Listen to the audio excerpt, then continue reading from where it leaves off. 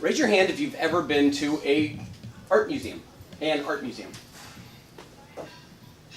You ever noticed, as you're watching and walking through and looking at these different pieces of art, that sometimes a master artist will have these early works that seem really good, but it's their later works that turn into true masterpieces?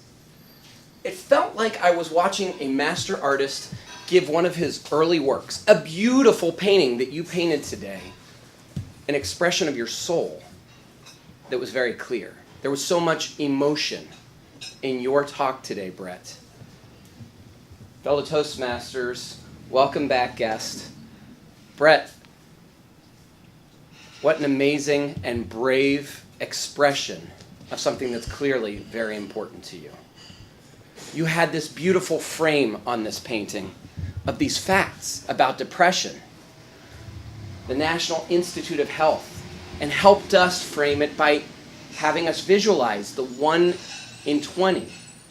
How many people do we all know? We all know well more than 20 people between family and friends. We could put ourselves inside that painting. He colored the painting with the stories of what people in depression go through, feeling inside that dark pit, having the life force sucked out of you. So much pain that a lot of us don't ever notice from the people we really care about.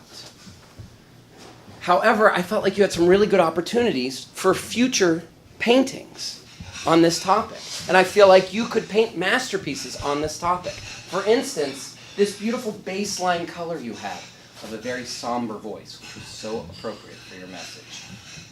You had some opportunities, though, to blow out some color and really make it pop.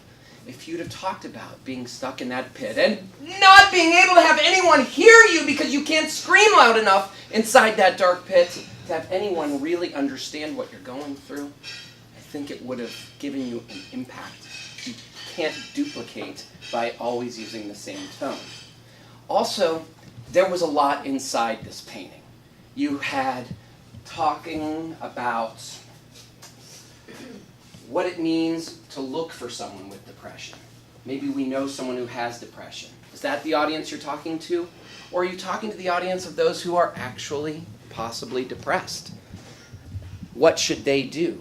Who should they be talking to? What action should they take? Get professional help? Talk to a friend if they're not ready for that? Those are two different types of speeches that inside of 5 to 7 minutes can be a lot of material to try to squish into one beautiful painting.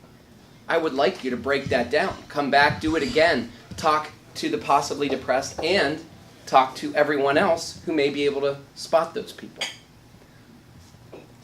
However, one thing I loved, and absolutely I've seen it bother other people, when you have a server over here going, "What do you want for your order? Did you want more water?"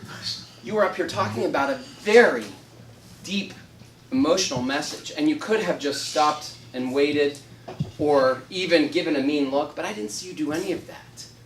You wanted to tell us what you had to tell us. You didn't let anything stop you. And that's how I know this is already a masterpiece. Mr. General Evaluator.